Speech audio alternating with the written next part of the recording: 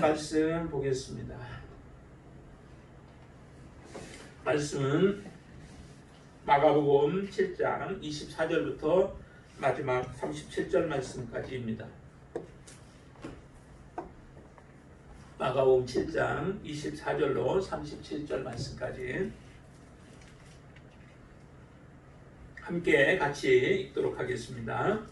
예수께서 일어나사 거기를 떠나 두로 지방으로 가서 한 집에 들어가 아무도 모르게 하시려 하나 숨길 수 없더라.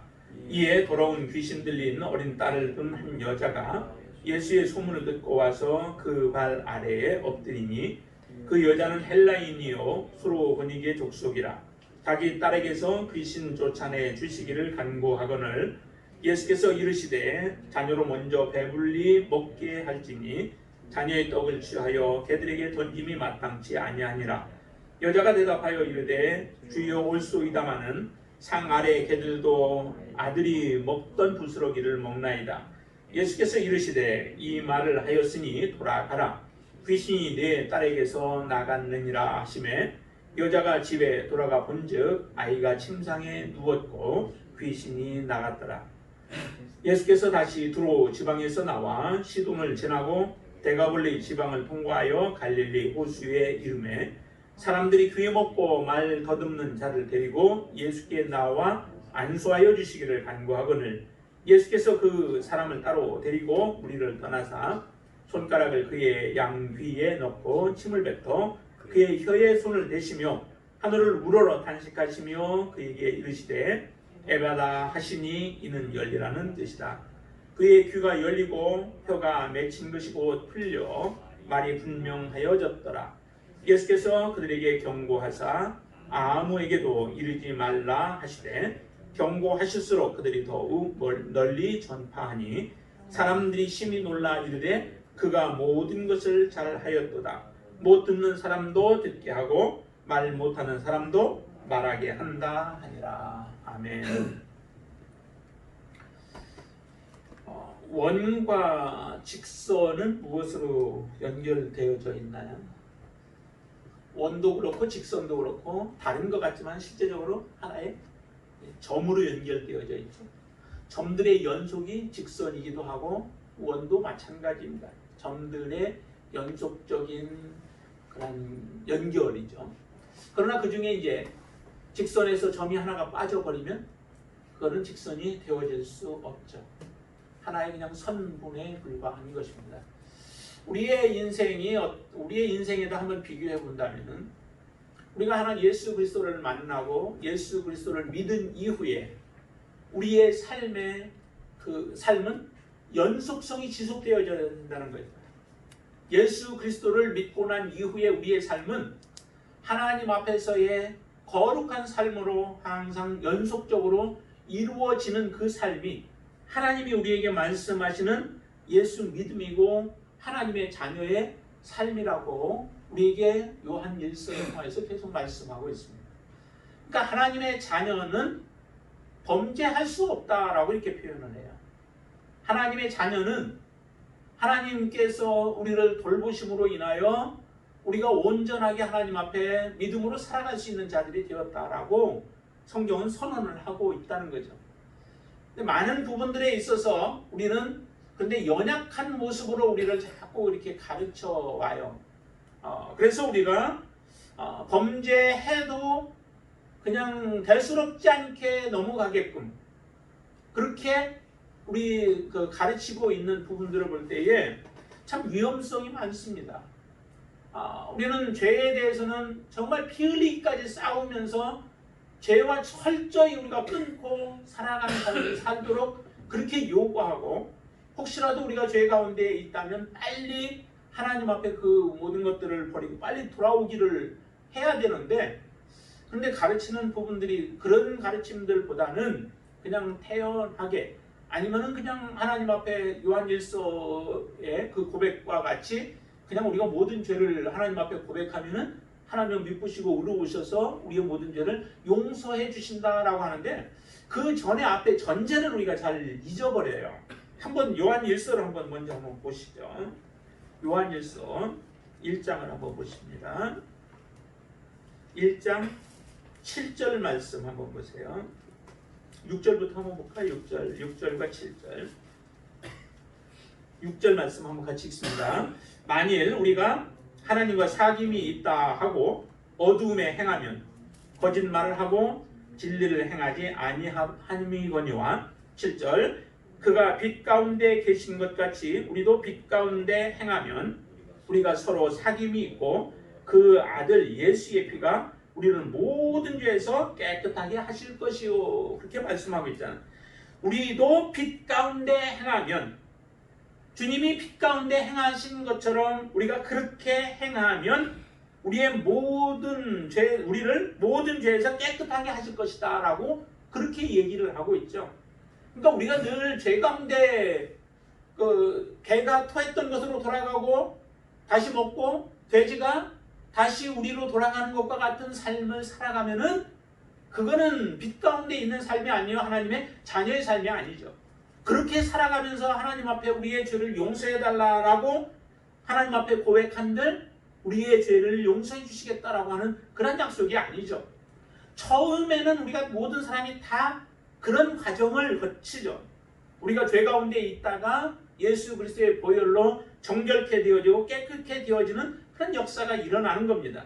그러나 하나님께서 우리를 그렇게 해서 거룩하게 하고 깨끗하게 해주셨으면 이제 거룩하게 되어진 우리의 안에 성령께서 거하시고 그분이 우리를 도우심으로 인하여 우리가 다시는 죄를 사랑하지 아니하고 죄를 가까이 하지 아니하고 세상을 사랑하지 아니하며 살아갈 수 있는 능력을 우리에게 주신 겁니다. 그런 능력을 주셨는데도 그 능력을 무시하고 우리가 살아가게 되어지면 우리는 진정한 하나님의 자녀로서의 삶이 아니라 구원이 아니라 그거는 이제 하나님의 심판이 기다리고 있다라고 성경은 그렇게 얘기한다는 거죠. 그러기에 우리의 삶은 사실은 점의 연속이 선이듯이 직선이듯이 우리의 삶은 예수 그리스도 안에서의 온전한 삶을 우리가 계속적으로 살아가는 삶을 살아가야 되는 겁니다. 매일 그래서 이겨나가야 되는 거죠. 그것이 바로 우리 그리스도인들의 정체성이에요. 그리스도인들의 정체성. 내가 부족해서 하나님 앞에 앞으로 나를 완전한 어떤 성화되어져 가는 게 아니라 이미 우리는 성화되어진 상태라는 거예요. 거룩한 존재로 되어진 거라는 거예요. 예수 그리스도 안에 있으면 그런 존재가 우리들인 것을 우리가 알 때에 우리는 이제 어떻게 살아가야 하는가라고 하는 부분에 있어서 좀 더 거룩한 모습으로 살아갈 수 있게 되어지는 거죠. 여러분들이 이미 거룩해 되어진 거룩해 되어진 존재임을 믿으시기를 바랍니다. 여러분들은 온전케 되어진 거예요. 이런 그 가치를 우리가 느끼지 못하다 보니까 복음에 대한 가치나 예수 그리스도에 대한 가치 아니면 천국에 대한 가치를 굉장히 등한히 여겨요. 굉장히 가치 없게 여겨지는 거죠. 천국의 가치는 우리가 이 세상의 어떤 것과도 바꿀 수 없는 가치죠. 한 영혼이 온 천하보다도 귀하다라고 하는 것이 성경의 말씀의 가르침이죠. 그 한 영혼이 그와 같이 귀중하다면은 우리가 구원받은 하나님의 자녀들의 그 가치가 그렇게 귀하고 그 가치를 잃어버리지 않기 위해서 우리는 이 땅에서 정말 믿음으로 살아가기 위하여 애쓰고 또 분투하고 또 그것을 우리가 지켜내기 위해서 이 땅에서 세상의 삶을 살아가야 되는 겁니다. 믿음으로 온전하게 살아가야 되는 거죠. 오늘 이 본문에 나오는 그 한 여인이 등장을 하죠. 이제 두 가지 사건입니다. 하나는 수로보니게 여인의 그 믿음을 우리가 보게 되어지고 또 하나는 귀먹고 말 더듬는 자를 고쳐주시는 그런 내용의 두 가지의 사건이 나타나게 되어지는데요. 그 중에서 수로보니게 여인의 믿음을 먼저 우리가 한번 보면은 이 여인이 예수님께 찾아오죠. 예수님은 그 존재를 예수님이 있는 것을 좀 잘 보이지 않게 나타나지 않게 하려고 했지만은 그러나 그것이 감추어질 수가 없었습니다. 정말 빛은 감출 수가 없죠. 빛은 뭘로 완전히 차단해버리지 않는 한은 참 그 자동적으로 이렇게 발산이 되어지게 되어 있습니다. 그래서 어둠 가운데도 빛이 가면은 그곳을 밝게 비추어 버리는 그런 역사가 일어나게 되어요. 여러분들의 모습 속에도 그렇게 보여지 다른 사람에게 드러나죠. 여러분들이 어디 가면은 예수 믿는 사람의 그 모습이 드러나죠. 말에서도 나타나고 또 표정에서도 나타나고 행동에서도 나타나고 있죠. 그렇게 나타나는 거예요. 그리스도인들이라면은 정말 다른 사람과 세상 사람들과 똑같은 가치도 않고 가치관이 다르고 행동하는 것도 다를 수밖에 없죠. 가치관이 다르면은 행동이 달라져요. 가치관이 다르면 말도 달라지죠. 가치관이 다르면 판단도 다르고 모든 하는 일들이 다 달라지게 되어 있습니다. 그래서 그렇게 드러나게 되어 있죠. 예수님의 그 모습, 예수님이 어디에 있든지 간에 그곳도 지금 사람들에 의하여서 그것이 발견되어지죠. 자, 예수님이 어디 있다라고 하는 것이 드러나자 그곳에 한 여자가 찾아옵니다. 그 여자는 여자에 대한 내용을 이렇게 표현을 하고 있는데 25절을 한 번 더 보시죠. 25절 말씀 같이 한번 읽습니다. 이에 더러운 귀신 들린 어린 딸을 둔 한 여자가 예수의 소문을 듣고 와서 그 발 아래 엎드리니, 그리고 나서 그 여인은 어떤 여인이냐, 헬라인이었고 수르보닉의 족속이다라고 얘기를 합니다. 그 표현으로 거기 보면 더러운 귀신이라고 이렇게 표현을 해요. 왜 더러운 귀신이라고 표현을 했을까? 그냥 귀신이라고 해도 사실 문제는 될 건 없죠. 다 이해가 되어져요. 귀신 들린, 딸이 귀신 들린 그런 어머니가 와서 예수님께 지금 간구한다라고 해도 되는데 표현으로는 더러운 귀신이다라고 이렇게 표현을 해요. 그 더러움을 표현을 함으로 이 여인 딸이 더러움 가운데 있다라고 하는 것들을 좀 더 이렇게 더 극적으로 표현을 하고 있는 거죠. 딸은 지금 왜 그와 같은 고통 가운데 있는가? 그 딸은 더러움 가운데 있다는 거예요. 하나님을 만나지 않은 모든 사람들이 다 더러움이에요, 사실은. 예수 그리스도를 만나지 못한 모든 사람들이 다 그 더러움 가운데 있는데 여기에 보니까 귀신에 들려서 더더욱 그의 삶은 더러움 가운데 있는 거죠. 이전에도 더러움이 있지만은 거기에다가 귀신까지 들려버리니 완전한 더러움 가운데 있어서 이 딸에게 필요한 것이 뭐냐면은 정말 필요한 것이 예수 그리스도의 그 속죄에 있죠. 예수 그리스도를 통한 은혜밖에 다른 것이 없습니다. 우리가 죄 가운데 있을 때에 우리가 반드시 이것을 경험해야 돼요. 반드시 이런 고백이 우리에게는 있어야 됩니다. 예수 그리스도를 내가 만났다고 하는데 내가 죄인임을, 철저히 죄인이었던 것을 내가 깨닫지 못한다면 우리는 아직 죄 사함을 경험하지 못한 자일 겁니다. 여러분들의 고백 속에서도 반드시 내가 죄인이었음을 고백하고 예수 그리스도 그분이 나에게는 절대적으로 필요하다라고 하는 것을 느끼는 사람만이 구원을 받을 수 있고 영생을 얻을 수 있고 천국에 들어갈 수 있는 사람들이 되어져요. 그 앞의 내용에서, 앞의 사건을 우리가 지난주 보았죠? 앞의 사건에서 이 바리새인들이나 서기관들이 예수님 앞에 나오지 않죠. 왜 나오지 않을까요? 그들이 제자들에게 무엇을 지금 지적을 했죠? 제자들은 손을 씻지 않았다고 해서 죄를 짓고 있다라고, 더럽다라고 그렇게 얘기를 하고 있어요. 본인들은 어떻다는 얘기예요? 우리는 깨끗하다는 거죠. 우리는 죄를 짓지 않았다는 거죠. 우리는 전통을 잘 지켜왔고 하나님을 사랑하는 자들이기 때문에 우리는 죄를 짓지 않았다라고 생각하는 게 지금 바리새인들과 서기관들의 모습이에요. 제자들과는 다르죠. 제자들은 죄인이라고 지금 그렇게 단정 짓고 있지만은 이 모습을 보면은 바리새인들과 서기관들은 결코 예수님 앞에 나오지 못한다는 거예요.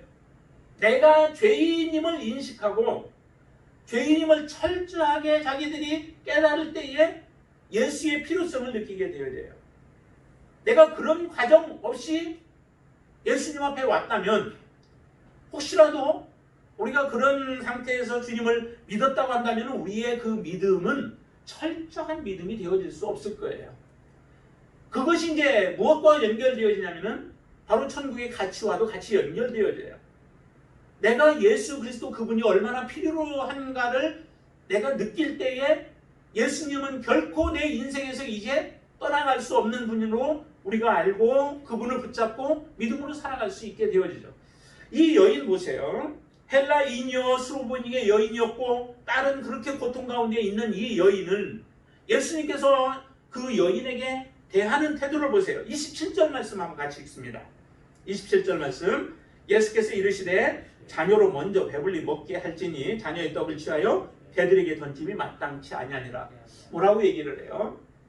예수님께서는 이 수로보니게 여인이 자기 딸을 긍휼히 여겨달라고 하면서 예수님의 치료함을 요청을 하고 간절하게 부탁을 하는데 그 딸을 지금 무엇처럼 취급을 해요? 개로 취급을 해요. 개와 같이 취급을 하고 있는 거예요. 자녀의 떡을 취해서 개들에게 던져주는 것이 마땅치 아니하대요. 자기의 딸을 개처럼 여기면서 그에게 치료하는 것이 마땅치 아니하다라고 지금 주님은 그렇게 말씀하시는 건 아니에요. 바리새인들과 서기관들은 예수님 앞에 나오지 아니해서 그들은 그렇다고 치더라도 간절하게 지금 예수님 앞에 왔잖아요. 예수님이 숨으려고 해도 그것까지도 알아차리고 그 모든 수고를 아끼지 아니하고 지금 달려온 여인이에요. 그리고 간절하게 지금 예수님의 손길을 부탁을 하는 거죠. 예수님의 자비와 긍휼을 구해요. 예수님이 이 땅에 오셔서 자비를 베푸시고 또한 모든 죄들을 용서하고 길 잃어버린 양들을 찾아서 그들에게 은혜를 베풀기를 원하여서 주님 오셨잖아요. 그러면 얼마나 지금 좋은 기회예요. 그게 얼른 던져주고 싶은 건 마음 아니겠어요? 그런데도 예수님은 왜 이렇게 얘기를 하실까요? 정말 이 여인이 예수님의 필요성을 그렇게 느끼고 있는지, 그의 모든 것들을 다 내려놓고 예수님 앞에 나올 수 있는 마음의 준비가 되어지는지 그것을 지금 보는 건 아니겠어요? 근데 이 모습은 이 수로보니게 여인에게 뿐만 아니라 모든 사람들에게 다 이것이 적용이 되어지는 거예요. 예수님을 믿는 데 있어서 내 자존심 때문에 나 예수님 못 믿겠다라고 한다면은 그거는 내 자존심이 예수 그리스도 그분의 용서, 죄의 용서나 또 우리를 받아주시는 그 천국에 대한 가치들이 내 자존심만 못한 거예요. 근데 이 여인은 자기의 자존심 다 내려놓죠. 개라고 얘기해도 딸이 개처럼 느껴지고 본인도 얼마나 이게 수치스럽겠어요. 예수님 앞에 와서 그렇게 사람들이 있는 데서 지금 요청을 하는데 이렇게 말씀하시는 예수님 앞에서 얼마나 수욕과 모욕을 당했냐는 거죠. 요즘과 같으면 벌써 사람들이 막 소송도 할 거예요. 명예훼손을 했다고 해서 하고 할 거예요. 그러나 이 여인은 그 말씀에도 예수님께서 이렇게 모욕을 주고 멸시를 하는데도 다시 말하면은 너도 더러워. 개와 같이 취급을 당하는 상태 아니에요. 그 딸도 그렇고요. 그런데도 그것을 그대로 받아들여요. 수용을 해요. 여러분들에게 만약에 그렇게 누군가가 한다면 여러분들은 어떠시겠어요? 그래서 성품이 좋고 성품이 괜찮으시면 그래도 조금 괜찮으실 텐데 사람과의 관계 속에서 이런 모욕을 당한다면 우리가 참 견디기 쉽지 않잖아요. 저도 참아보려고 하지만 쉽지 않을 거예요. 근데 이 복음 앞에서만큼은 우리가 모든 자존심을 다 내려놔야 된다. 모든 사랑하는 것들을 다 내려놓고 정말로 복음이 가장 나에게는 필요하고 복음이 없어서는 안 되고 예수 그리스도 그분이 없어서는 안 된다라고 고백하는 자들이 바로 천국을 얻을 수 있고 영생을 얻을 수 있고 죄 사함을 얻고 우리가 회개하여 하나님의 나라에 들어갈 수 있는 자들이 되어진다는 거예요. 구약에서 여러분들 많이 보았죠. 나하만 장군 같은요. 나하만 장군도 굉장히 자존심이 얼마나 셌겠어요. 자기 아람 지역에서 그 군대 장관으로 큰 공적을 남기는 사람이었고 제2인자와 같은 존재였는데 그런 존재가 지금 작은 이스라엘에 보내져가지고 자기 질병을 치료해 주라고 왕의 서신까지도 가지고 갔잖아요. 그런데 하나님의 사람이라는 사람이 자기를 거들떠보지도 않고 그 사관 보내가지고 가서 요단강 물에 가서 7번 씻으라고 이렇게만 하니까 얼마나 자존심이 상했어요. 그러니까 실제적으로 돌아가려고 하잖아요. 그런데 그때 이야기하는 사환의 말을 듣고서 그가 자존심을 내려놓고 7번 그거 하는 거 어려운 것도 아니고 힘든 일들도 아닌데 자기 자존심 내세워가지고 결국 주장한다면은 그의 인생에 계속해서 문둥병으로 살다가 그의 인생을 마감해 버려야 되는 거예요. 그때 결심하는 거죠. 내가 자존심 세워야 할 때인가?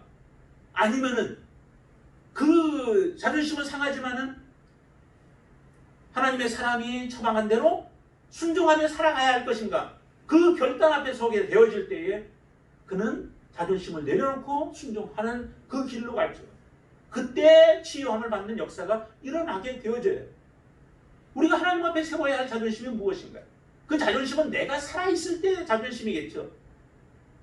내가 지금 죄악 가운데서 죽어가고 있는데 나를 더럽다고 하는데 내가 더러운데 더럽다고 하는 걸 당연히 받아들이는 거죠.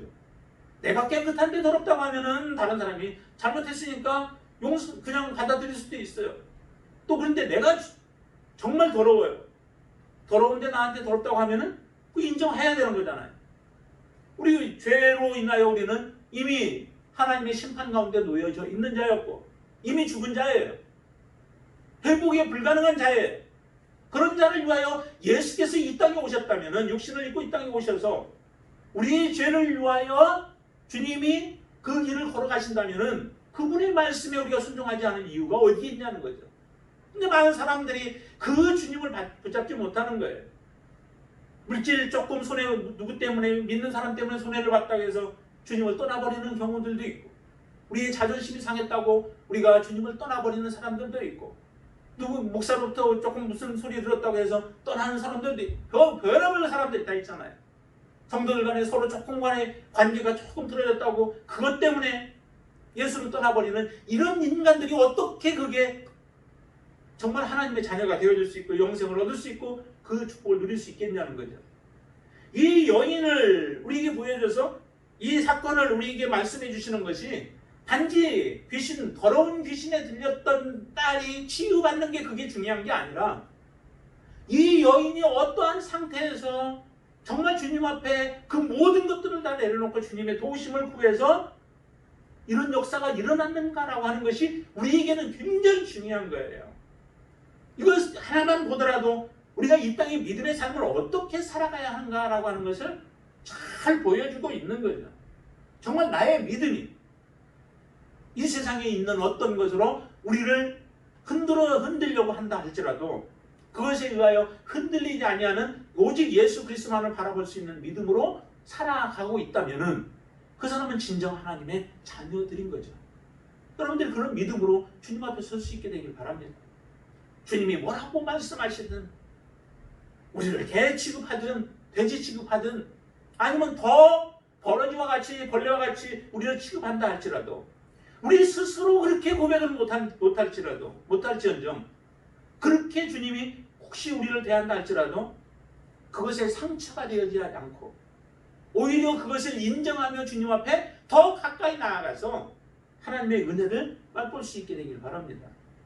그런 삶을 우리에게 지금 말씀하시는 거예요. 예수님 보세요. 29절 말씀 보시면은 예수님이 이렇게 말씀합니다. 예수께서 이르시되 이 말을 하였으니 돌아가라 귀신이 네 딸에게서 나갔느니라 하시네. 예수님이 왜 자녀의 그 떡을 취해서 걔들에게 주는 것이 마땅하지 않다라고 했는가를 우리에게 잘 보여주죠. 이 여자가 무슨 말을 했어요? 이 여자가 한 말은 맞습니다 인정하는 거잖아요. 그렇지만은 자녀들도 그 개들도 무엇을 먹어요? 부스러기지만 먹는다는 거예요. 우리는 온전한 복음을 갖다 주려고 하는데도 싫어하는 사람 많아요. 그 부스러기만이라도 좀 주어서 생명을 얻을 수 있도록 해달라고 하는 것이 이 여인의 고백이에요. 그 고백을 하자 주님은 이 말을 하였으니 돌아가라 라고 얘기를 해요. 그것이 그 여인의 이 스로보닉의 여인, 헬라인인 이 여인의 믿음의 모습을 그대로 보여주는 것이죠. 여러분 안에 그런 믿음이 있으시죠? 그 믿음이 있기 때문에 여러분들이 지금 이 자리에 있는 줄로 믿습니다. 이 믿음으로 주님 앞에 나아가지 않는 한은 우리의 믿음은 형식적인 믿음이 되어질 수 있다는 거예요. 세상 사람들, 많은 사람들이 왜 믿음의 삶을 살다가 그들의 믿음에 실족을 하게 되어지나요? 우리가 실족해야 할 이유가 무엇이 있을까요? 이거 정도면은 우리가 실족해도 괜찮아라고 할 만한 그런 사건이나 이유들이 있을까요? 결코 복음 앞에서는 그게 없는 줄로 믿습니다. 하나님의 복음과 다른 것을 비교해 본다면은 그 어떤 것도 복음의 가치에 다다를 수 있는 것이 아무것도 없다는 거예요. 그 고백을 드릴 수 있는 게 그게 제자들의 고백이요, 주님을 따라가는 하나님의 자녀들의 진정한 고백이라는 겁니다. 그 고백이 있을 때에 하나님은 우리의 믿음을 보시고 잘했다고 칭찬하시고, 그리고 하나님의 나라에서 상급을 얻게 되어질 줄로 믿습니다. 이 고백으로 그 딸이 나음을 받게 되어지는 그런 역사가 일어나게 되어지죠. 정말 여러분들의 믿음 안에 이런 온전한 믿음이 여러분들은 항상 있어서 어떤 상황 속에서 우리가 결정을 하고 판단을 하고 또 선택을 해야 할 때도 이 바른 선택을 할 수 있게 되길 바랍니다. 그 믿음이 여러분들에게 날마다 살아있게 되길 바라고, 두 번째 거기에 사건을 보면은 거기에 그런 얘기를 하죠. 귀 먹고 말 더듬는 자를 예수님께로 데리고 왔다라고 얘기를 해요. 귀 먹고 말 더듬는 자. 근데 이 안수해 주기를 원하는데 예수님은 사람들이 있는 자리에서 이 사람에게 안수하지 않으시죠? 따로 예수님이 데리고 가서, 그리고 나서 예수님은 이렇게 얘기합니다. 손가락을 그의 양귀에 넣어요. 그리고 나서 어떻게 해요? 침을 뱉어서 그의 혀에 손을 대시는 거죠. 왜 이렇게 하셨을까요? 혹시 생각해 보셨나요? 읽으시면서? 그냥 예수님 앞에 내용도 보니까요, 그 수르보니게 여인의 그 딸을 고치는데도 예수님이 가서 안수하셨나요? 그러지 않으셨습니다. 안수하지 않으셨죠. 그냥 여인의 그 말, 그것으로 인하여서 그냥 돌아가래요. 이 말을 하였으니 돌아가래요. 그런데 보니까 나왔어요. 이 귀 먹고 말 더듬는 사람도 마찬가지 아니에요? 그냥 예수님께서 명령하시든지 말씀만 하셔도 치유함을 받을 수 있지 않을까요? 그걸 못하실 예수님은 아니시죠. 그런데 예수님은 이 사람을 따로 데리고 가서 그의 귀에다가 손가락을 집어넣어요. 그리고 나서 침을 뱉어서 침을 그 손에다 물론 발랐겠죠. 그래서 혀에다 갖다 대시는 거죠. 굉장히 참 이 모습 보는 것 같아요. 왜 이렇게 더럽게 하시나? 더럽게 하시나 할 정도로 그렇게 하세요. 나름대로의 그 이유가 있겠죠. 근데 사람들은 이렇게도 얘기해요. 뭐 따로 데리고 간 것은 예수님과 그 사람과의 친밀한 관계를, 뭐 그런 목적이 있겠죠. 많은 사람 앞에서 하기보다는 개인적으로 그냥 더 친밀감을 느끼게 하기 위해서 그렇게 따로 데리고 가시고, 그리고 많은 사람들이 보면은 이 모습을 보면서 치유하고 하니까 치료하는 그런 모습들을 보면서 많은 사람들이 몰려오잖아요. 지금 그렇지 않아도 많은 사람들이 올려오고 하는데, 더 예수님 앞에 쫓아와서 치료해달라고 그렇게 요구할 거 아니에요? 근데 예수님이 정말 오신 목적은 치료 자체가 목적이 아니었다고 말씀드렸죠. 근데 세상 사람들이, 눈으로 보는 사람들은 예수님 앞에 나오는 사람들마다 어떤 목적으로 오냐면은 치유받기를 원하는 목적으로 온다는 거죠. 배불리게 해줬더니 예수님을 왕으로 삼아서 자기들의 모든 식량을 풍족하게 하고 더 이상 먹는 것에 대한 걱정 없이 할 수 있는 분으로 왕으로 모셔서 그렇게 세우고자 하는 것이 그들의 목적이었다라고 얘기를 해요. 그러니 예수님께서 하시는 많은 치유의 역사들을 보면은, 기적들을 보면은 사람들이 예수님 앞에 많이 몰려 나오기는 할 텐데, 목적이 어디에 있느냐면 이 땅에서 좀 더 편하게 살고, 이 땅에서 건강하게 살고, 이 땅에서 더 많은 것들을 누리면서 살아가고자 하는 그 목적으로 주님 앞에 나온다는 거죠. 그런 것들을 어떻게 해서든 좀 더 줄여오고자 하는 목적에서 그렇게 했을 수 있다라고 우리는 보여지죠.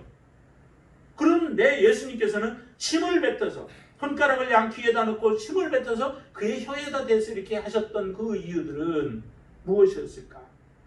그거는 앞에서 이 개라고 수르보니게 여인을 얘기했던 것과 같이 사람도 그 부정과 죄와 다 관련이 있다는 거죠. 그냥 예수님 치유해서 하시면은 말끔히 치유가 되어질 텐데 거기다가 침까지도 뱉어서 혀에다 대버리는 이런 모습들은 정말로 그가 얼마나 더러운 자인가라고 하는 부분들에 대해서 더 느낄 수 있도록 깨달을 수 있도록 하시는 그 목적이 거기에는 분명히 있다는 거예요. 침을 뱉는 것이 부정한 것들이고, 왜냐하면 다른 사람이 침에 튀기고 하는 것도 부정함이죠. 그래서 부정한 사람들은 다른 사람들이 가까이 오지 못하도록 하기 위하여 자기와 이렇게, 우리도 지금 그 마스크를 우리가 쓰는 이유가 그걸로 인하여 이렇게 막 전염되고 하는 부분들 때문에 좀 그렇잖아요. 어떤 사람은 뭐 침 자체를 더러워하기도 하지만은 이런 것들이 있어서 그런 부정함 가운데 있다라고 하는 것을 그로 하여금 더 알려주는 거죠. 본인 자신은 단지 예수님 앞에 나와서 치유함을 받고자 하는 그런 마음이 많아 있었을 거예요. 그러나 그 내용을 볼 때에 사람들이 이 사람을 데리고 온 걸로 볼 때에 본인의 자발적인 의지보다는 다른 사람들에 의하여서 떠밀려서 오아진 경우가 더 많겠죠. 그렇다면은 단지 자기의 지금 귀먹고 말을 제대로 하지 못해서 다른 사람들이 알아듣지 못하는 이런 부분들에 있어서도 자기가 불편해서만 왔을 가능성도 많이 있다는 거죠. 그런 자에게 바로 침을 뱉어서 그 혀에 대며 하시는 부분들이 예수님께서 보시는 그 사람은 정말 부정하고 더럽다라고 하는 부분들을 이야기를 하고 있는 부분이라는 거예요. 왜냐하면 이게 지금 이 7장에서 계속 나오는 것들이 다 뭐예요? 부정과 관련된 부분들이죠. 부정한 부분들이에요. 그래서 손을 씻지 아니한 것도 부정한 것이고, 그 부정한 것은 곧 죄와도 연결되어지는 부분이고요. 이 여인에게도 바로 이 부정하다고 개들을 얘기하고, 그리고 더러운 귀신을 얘기하듯이 이 사람에게도 혀에다가 더군다나 침을 뱉어서 그 혀를 댄다면은 그것이 얼마나 부정한 것으로 느끼겠느냐. 실제 뭐 예수님의 그거야 다르지만은 본인 스스로 느끼기에 그렇게 해서 부정함을 본인 스스로 느껴야 그 치유함이 일어났을 때에 온전한 주님 앞에 의지가 되어지고 나의 이 부정함을 씻고자 하는 마음이 생겨지는 거죠. 소경을 치유할 때도 한번 예수님이 그렇게 하셨던 경우가 있죠. 눈먼 소경 실로암 못에 가서 씻으라고 할 때도 그때 침을 뱉어서 흙을 이겨서 그의 눈에다 바르고 가서 씻으라고 하시는 그 모습들을 봐요. 이처럼 우리의 삶 가운데서 정말 필요한 것은 이런 더러움을 인정하고 내가 얼마나 죄인이었는가, 내가 하나님 앞에 진노의 자녀이었는가, 나는 하나님 앞에 용서받을 수 없는 자임을 알고 그런 가운데서도 하나님 앞에 나아가서 어떻게 해서든 하나님 용서해 주신다면은, 하나님의 긍휼을 베풀어 주신다면은 그 은혜와 또 하나님의 그 사랑을 우리가 마음에 새기고 살아가기를 원하는 그런 마음들이 생겨지는 거예요. 그래서 이 사람이 예수님께서 그렇게 하시고 나서 에바다 하시자 그가 35절에 보면 귀가 열리고 혀가 맺힌 것이 곧 풀려서 말이 분명해졌다라고 얘기를 해요. 우리가 예수님을 잘 깨닫지 못하고 예수님을 잘 알지 못하는 이유가 앞에서 우리가 그 사건에서 두 가지를 얘기를 드렸었어요.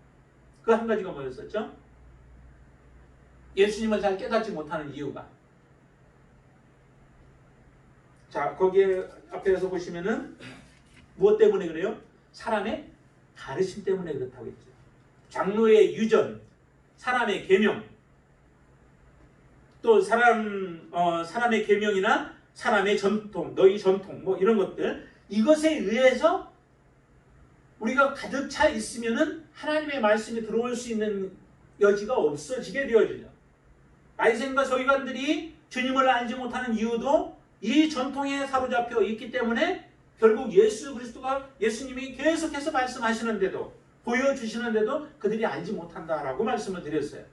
또 하나가 뭐냐면은 우리의 악한 마음이라는 거죠. 마음 때문에 가리워지는 거예요. 그것을 사람들의 마음, 그 악한 마음 여러 가지로 얘기를 했어요. 음란, 도둑질, 그 다음에 살인, 간음, 탐욕, 악독, 속임, 음탕, 질투, 비방, 교만, 우매 등등 이런 것들이 우리의 마음에 가득 차 있으면은 주님 앞에 나오지 못하죠. 잠언서에서 계속 나오는 것이 지혜와 지혜로운 자와 우매한 자, 어리석은 자 이렇게 나오잖아요. 어리석은 자는 자기를 유혹하는 그 유혹에 쉽게 넘어가요. 그의 마음속에 무엇이 있냐면은 이런 그 간음이나 탐욕이나 악독이나 속임과 같은 이런 것들이 그의 마음속에 있자 그것을 미끼로 해서 끌어들이면 그들이 쉽게 그것에 넘어가 버린다는 거예요. 결국 지혜로 가지 못하고 우둔한데 죄악의 길로 그들은 가서 결국 멸망의 길로 가게 되어진다라고 하는 것들을 CS에서 계속 우리에게 말씀해 주죠. 푸주간으로 가는 것 같은데 자기가 가는 길을 알지 못하고 도수장으로 끌려가는 것처럼 그들이 가다가 결국에는 멸망으로 떨어져 버린다라고 말씀해요.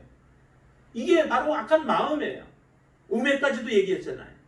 알지 못하고 깨닫지 못하는 것. 이게 바로 두 가지의 모습인데 그뿐 아니라 오늘 우리가 본 본문에서 두 가지를 본다면은 또 하나는 뭐냐면은 더러운 귀신 때문에 그렇다는 거죠. 귀신의 들림으로 인하여서 들리게 되어지면 주님을 알지 못해요.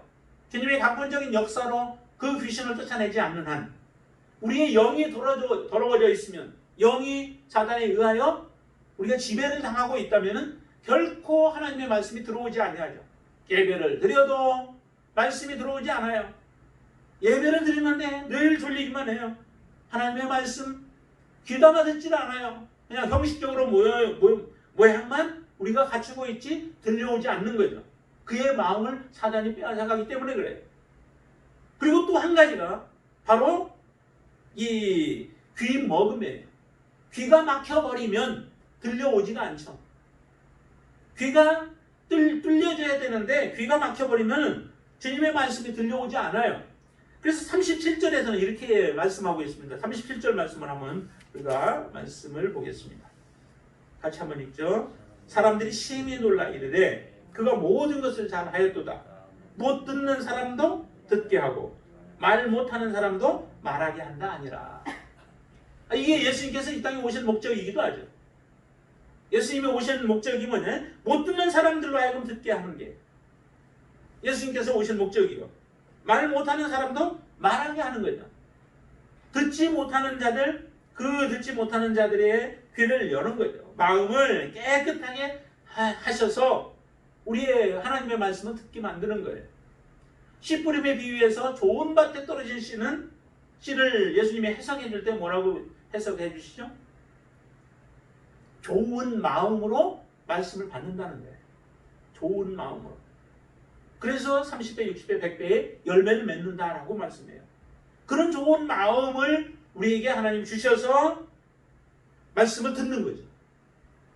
듣고 반응하게 되어져서 결국 주님께로 나오게 만드는 그런 경우이고, 또 하나는 말을 하게 만든다는, 좋은 말을 하게 한다는 거죠. 말 못하는 사람으로 하여금 말을 하게 한다는 거예요. 좋은 말들을 할 수 있도록 온전한 그런 좋은 말들을 함으로 인하여 결국에 온전한 하나님 앞에 경배의 삶을 살아갈 수 있도록 우리를 인도해 주시는 거예요. 이게 바로 이사야서 35장 5절과 6절에서 얘기하는 메시아의 그 특성이에요. 메시아가 이 땅에 오시면 그분이 이와 같은 일들을 하신다라고 거기에 예언되어져 있죠. 그 말씀대로 예수님은 지금 오셔서 이 소경도 또 귀에 막힌 자의 귀를 여시고, 그리고 말이 어눌했던 자를 하나님이 온전케 해서 다른 사람으로 하여금 듣게 하시는 이런 역사를 이루시는 거죠. 정말 우리 안에 예수 그리스도 그분이 온전하게 우리가 깨닫지 못하고 살아가게 되어진다는 것은 바로 이런 우리의 사상이 잘못된 것에 사로잡혀 있는 거죠. 오직 정말 하나님 나라 사모하고 예수 그리스도 사랑하고 또 하나님 말씀 우리가 사랑하면서 그 말씀으로 우리 안에 채워 넣어야 되는데, 그것이 아닌 세상의 것들이 우리의 마음속에 있고 세상의 가르침들이 우리 안에 가득하게 되어지면 결국 우리는 주님 곁을 떠날 수밖에 없고 주님 가까이 나아갈 수 없게 되어진다는 거예요. 이런 것들을 우리가 알고 그런 부분에서 이제 하나씩 깨끗게 우리가 할 때에 우리는 주님과 온전한 교제를 이루며 하나님의 뜻 안에 서서 주님을 섬기는 자들이 되어질 거예요. 그런 모습으로 살아가도록 하기 위하여 우리에게 이 본문의 말씀들을 통하여 도전케 하시는 줄로 믿습니다. 이 말씀처럼 우리가 이제 하나님 앞에 더 온전한 믿음 가운데로 더 점점점 멀어져가는 이 서기관들이나 바리새인과 같은 모습이 아니라 우리의 마음을 부드럽게 하고 하나님의 말씀을 사랑함으로 받고 그 말씀 가운데 내가 걸리는 부분들이 무엇이 있는지 있다면 그것을 제거하여서 우리의 마음을 깨끗게 하고 또 그 온전한 하나님의 말씀을 우리가 사랑함으로 하나님의 영광을 산으로 이 땅에 살아가는 저와 여러분들이 되시기를 주님의 이름으로 축원을 드립니다. 아멘. 기도하겠습니다. 아버지 하나님, 하나님 앞에 우리가 설 때마다 우리 자신을 다시 한번 돌이켜봅니다. 나의 모습이 어떠한 모습인지요. 사도 바울은 고백했습니다. 나는 죄인 중에 괴수다라고. 우리의 입술의 고백도 이런 고백을 하나님 앞에 온전하게 드릴 수 있게 하여 주시옵소서. 이전에 드리지 못했다면 지금부터라도 우리가 그렇게 드리게 하시고, 이전에 그렇게 하나님 앞에 고백하여 드렸다면 이제 그 마음을 우리가 항상 우리 마음 가운데 가지고 살아가는 가운데서 주님의 필요성을 절실하게 느끼며 주님과 손잡고 우리의 마지막까지 이 믿음의 삶을 살아갈 수 있도록 주님 역사하여 주시옵소서. 어떠한 시험과 환난이 온다 할지라도 그것에 의하여 무너지지 않게 하시고 흔들리지 않게 주님 도와주시옵소서. 어떠한 직업을 당할지라도 우리는 복음 앞에서는 정말 우리가 낮아지게 하시고 또한 겸손하게 하시고 그 말씀을 우리가 붙잡고 믿음으로 살아갈 수 있도록 역사하여 주시옵소서. 우리가 더 이상 세상과 짝하지 않고 세상을 사랑하지 아니하고 오직 하나님만을 사랑할 수 있는 자들이 되어지도록 축복하여 주시옵소서. 특별히 아버지 하나님, 우리의 영적으로 어두워져 있으니까 하나님 말씀으로 충만케 하여 주시옵소서. 성령이 우리 안에서 역사하시는 그 음성을 듣게 하여 주셔서 그 말씀에 순종하게 하시고 그 말씀대로 살아갈 수 있도록 인도해 주시옵소서. 영혼 육을 항상 강건하게 주님이 붙들어 주시고 또 주님이 기뻐하시는 모습으로 저희들이 설 수 있도록 역사해 주시옵소서. 아버지 하나님, 특별히 우리 육신적으로 연약한 권병동 집사님 하나님께서 강건케 하여 주시어서 정말로 순간순간 어려움들이 많이 있지만은 이겨낼 수 있도록 도와주시고 그 마음에 주신 기쁨을 잃어버리지 아니하고 주님 앞에 가는 그날까지 정말 그 기쁨 가운데 살아갈 수 있는 귀한 딸로 세워 주시옵소서. 주신 사명들이 있습니다. 그 사명을 온전히 이루기까지 하나님이 생명을 생명 싸개로 보호하여 주시어서 지켜 보호하여 주시고 주님의 치유하심을 경험하는 역사가 일어나도록 인도하여 주시옵소서. 우리를 더욱더 강건하게 주님의 붙들어 주시기를 원합니다. 믿음 안에서 날마다 승리하며 살아갈 수 있도록 인도해 주시옵소서. 예수님의 이름으로 간절히 기도드리옵나이다. 아멘.